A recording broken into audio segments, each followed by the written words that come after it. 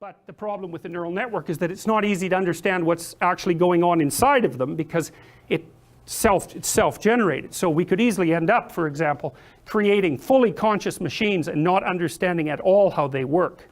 That's the most likely outcome in my estimation. But this guy was working with another guy who had figured out how to model the weights. And one of the things he told me was that a tremendous amount of what the neural network is doing is learning what's not relevant. Right, which is exactly what, and these, by the way, these neural network models produce output that's analogous to the output that's produced by sections of cortical tissue. It's not identical, but partly they make the same kind of mistakes, which is an indication that they're functioning in the same way. So one of the things that a neural net does when you're training it is learn to figure out which things it can ignore, and that's mostly what you're doing, is what can be ignored. And that's a tremendous realization too, because it highlights again how important the structure within which you exist, how importantly the structure within which you exist determines what manifests itself to you as you move through the world. Because you ignore almost everything.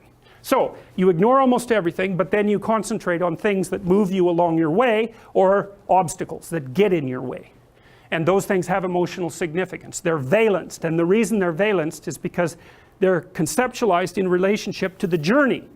You know, if you run across a tool or something positive, an opportunity, we could say, which is like an abstract tool, then that moves you forward. And the fact that it's moving you forward is signaled by the incentive reward system, dopaminergically mediated incentive reward system, that's grounded in the hypothalamus, the same system that you use when you explore, the same system that's activated by psychomotor stimulants like cocaine and heroin and most of the drugs that people abuse. That system indicates to you that this entity is non-ignorable because it's positively, functionally related to the transformation of the world that you're attempting to accomplish. So that makes you happy. It makes you, that provides you with hope and incentive to move forward. A fundamental motivating force of life for human beings, with the possible exception, say, of aggression and sexuality, which I would say operate much more sporadically. This is pretty much continual. And then, of course, the negative emotions are generated when you encounter something that gets in the way, which can require a small detour, let's say, or can blow apart the frame that you're inhabiting completely. And part of what we're trying to do is understand how you compute how emotional to get about certain classes of events. And the reason that it's so complicated is because often when you run into a tool or an opportunity, generally speaking, it's not too hard to compute how useful it is. Although sometimes something can happen to you, like let's say you win a lottery, where the possibility space is so great that it's of indefinite positive significance, you know, and you're going to be overwhelmed by that sort of thing. It's pretty rare that something like that happens. It does happen to people. Maybe it happens when someone that you're desperately chasing for amorous purposes agrees to go out with you. That's another place where that sort of excitement occurs. It seems to occur to football players, you know, when they make a touchdown on TV too, because they do their little touchdown and dance around like mad dogs. And, you know, scientists never do that when they get a paper published. So there's something about scoring a goal that's really got that incentive reward blast, you know. So anyhow, the positive emotion systems are operating, roughly speaking, because you have encountered something that moves you forward on your path. And we could say that given, as we've discussed, that your value structure is a nested entity, right, with small goals nested inside larger goals, or small personalities nested inside of larger personalities. A positive thing that's really positive has implications for what you're doing right now that are positive, but also has positive implications higher up the abstraction chain. You know, so for example, let's say you study really hard for an exam and you get a really good grade on it, and you're surprised. You think, well, that's extraordinarily useful. I passed the grade, I passed the exam, I did well in the course, but that means that maybe I'm a better student than I thought, and given what I'm aiming for in the future, maybe I'm a more competent person than I had believed. And so you can see that the positive emotion would echo through those levels of analysis because it has implications on each level. Now, you're also trying, when you encounter something negative, to constrain its propagation across those levels, because let's say you study really hard and you fail dismally, And so then you think, well, I messed up this course, I messed up this exam, I messed up this course, I'm not as good a student as I think I am, maybe I'm a failure as a person. And that can take you out completely, right? And of course there are certainly more traumatic events that can befall you than that. A typical one that really will wipe someone out, imagine someone who's naive and dependent and over-sheltered. You know, and so they're off into the world, although they're not prepared for it. And you know, their axiomatic presuppositions aren't sophisticated enough to allow for the existence of radical uncertainty or malevolence, and then one day they're attacked when maybe they're out, they get mugged, or maybe they get raped or something worse, and they develop post-traumatic stress disorder from that. And the reason for that is that the event is so anomalous, especially combined with its malevolence, that it demolishes the interpretation frames from the local level all the way out to the superordinate level. And then the person is cast into this chaotic state, and they're terrified and angry and vengeful and paralyzed and depressed and all of those things simultaneously, and maybe they never put the pieces back together, right? They descend into chaos, and that's that. And if you're in a situation like that long enough, you know, the cortisol that's produced can produce permanent neurophysiological changes, shrinkage of the hippocampus, which is the part of the brain that moves information from short-term attention to long-term storage, shrinkage of the hippocampus, and growth of the amygdala, which is something that seems to tag stimuli, roughly speaking, with emotional significance more or less permanently, right? Because if you really encounter something traumatic, the hippocampus restricts information with regards to its application in a certain time and place. So it's sort of situation specific. But if you encounter something truly dangerous, your brain is set up so that you will be afraid of it regardless of context. So the amygdala can produce context-independent fears. And those are basically, well, they can be part of post-traumatic stress disorder, they can be part of a very, very serious phobia. And so you can't contextualize them. What you really do with someone who has a problem like that is you try to walk them through a recontextualization process. So, you know, maybe if they're afraid of snakes, so afraid of them they can't even really think of snakes, you have them, well, first maybe you have them sit for 1 second and think of a cartoon snake. You know, and what happens is their brain notices that they can hold that image and nothing negative happens. And so then in some sense it's built an inhibitory structure that partially inhibits, which is what inhibitory structures do, that partially inhibits the otherwise context-independent fear that would constitute the phobia. And so you basically build up contexts of safety around the phobia until the context signifies lack of danger and the person can progress forward. If they're really damaged, it's really hard to do that, especially if the trauma was really severe. So, okay, so you see, you don't see irrelevant things. That's most things. You do see things that move you forward, and you do see things that get in your way. And in the class of things that get in your way are indeterminate occurrences, novel or anomalous occurrences. And almost everything that gets in your way is in some sense a novel occurrence, because you usually structure your behavior so that you don't go anywhere where something wildly anomalous is likely to occur.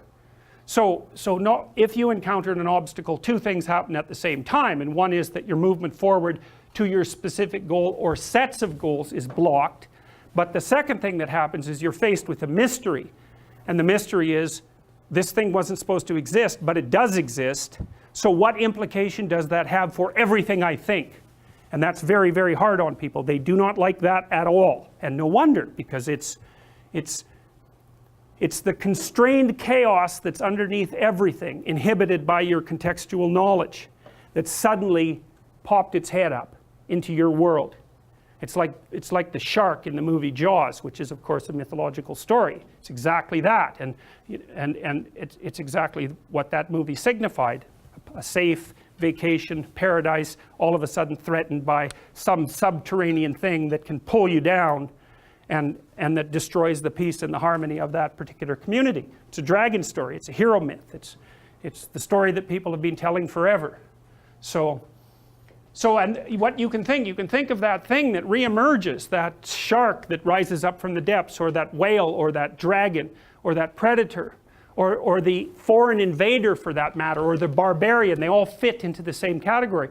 That's what had been deemed irrelevant suddenly manifesting itself. And when you think about how much is deemed irrelevant, the fact that it suddenly manifests itself, that's exactly the purpose for the reason for the trauma. It's like, well, I've eradicated from my conceptualizations 99.99% of everything. It's zeroed out. And all of a sudden I've made a mistake. Bang, I don't know where I am. Well, what's relevant when you don't know where you are? And the answer to that is, since you don't know, everything is relevant. And you can imagine the sort of terror that people who experience paranoid schizophrenia are living in perennially, because what happens to them is precisely that. They undergo neurophysiological transformations that makes everything that they once depended on disappear, and everything comes back as relevant. And that puts them in the early stages of schizophrenia. That's extraordinarily stressful neurophysiologically. So they're overwhelmed with cortisol, and their brains deteriorate as a consequence of that. It's just too much. So, and unsurprisingly, right? Because you can hardly deal with anything, let alone with everything. Now, and often what you see, and it's rarely conceptualized this way in the training of clinical therapists, but often what you see when you are dealing with people who are in crisis isn't people who have a mental illness. In fact, in my experience, that's actually quite rare. What's far more common is that the person that you're talking to has become overwhelmed by catastrophe. So their life has fallen apart in some way that makes what they're doing actually impossible. You know, so maybe someone very close to them in their family that they were depending on has developed a very serious illness, and that's thrown their entire financial state into utter chaos. Or maybe they've developed a condition that makes it impossible for them to work. Or, you know, you can imagine the potential range of catastrophes. And they're coming to see you because they're anxious and depressed. But the reason they're anxious and depressed is because everything they have ignored has popped its head back up and is hell-bent on their destruction. And often you see people who are being attacked by 5 or 6 of these monsters at the same time. And it isn't their mental illness that stops them from being able to deal with it, although that, you know, whatever weaknesses you have are going to interfere. It's the fact that what they're facing is no damn joke, and if you were facing it, you'd feel exactly the same way. So then you're trying to come up with practical solutions to these tremendously complex problems. And that's a very, well, it's extraordinarily difficult, generally speaking. People often don't come to a therapist until they've exhausted their entire range of resources. They cannot figure out what to do. And so, you know, in a situation like that, you can administer antidepressants, and maybe that'll help the person increase their stress resistance. But and it may be that because they're depressed and have been brought down, that they are in fact exaggerating the danger of some of the smaller monsters that are after them. But making the person more stress resilient doesn't give them, for example, a new job, and it certainly doesn't bring back the person they've been living with for 2 years who has a degenerating neurological disease or some form of cancer. Like, these things are major. You know, I often see people who, well, they're in a relationship, maybe they're rather isolated, older people. One of the partners is dying and their entire financial situation has become catastrophic. It's like, that's not a mental illness, man. I mean, they may have got into that situation because of one inadequacy or another, but you don't even want to push that too far, because that sort of thing can happen to anyone, and will, in fact, happen to most people in one form or another, at least at some point in their lives. So you want to be damn prepared for that. You want to be prepared for that, because it's bitter and harsh and anxiety-provoking and painful. But if you're not ready, then it's also hell. And often you can stop things from becoming hell, even though you can't stop them from being bitter and painful and anxiety-provoking and all of that. You can at least delimit the catastrophe enough so that it doesn't permanently bring you and the people around you down. And that's not so bad, right? That's a hell, or at least it's a lot better than the alternative. So this is the problem, you know. Things object, things are obstacles. Well, how big is the obstacle? It's the same question as how big is the predator that's lurking outside the door of our cave. It's exactly the same problem, except conceptualized abstractly. And I would say exactly the same systems that your distant ancestors used to conceptualize the lurking predator are the systems that are activated now when you encounter the reemergence of all the monsters that you've ignored. It's the same neurological platform. You think, well, how could it be otherwise? Because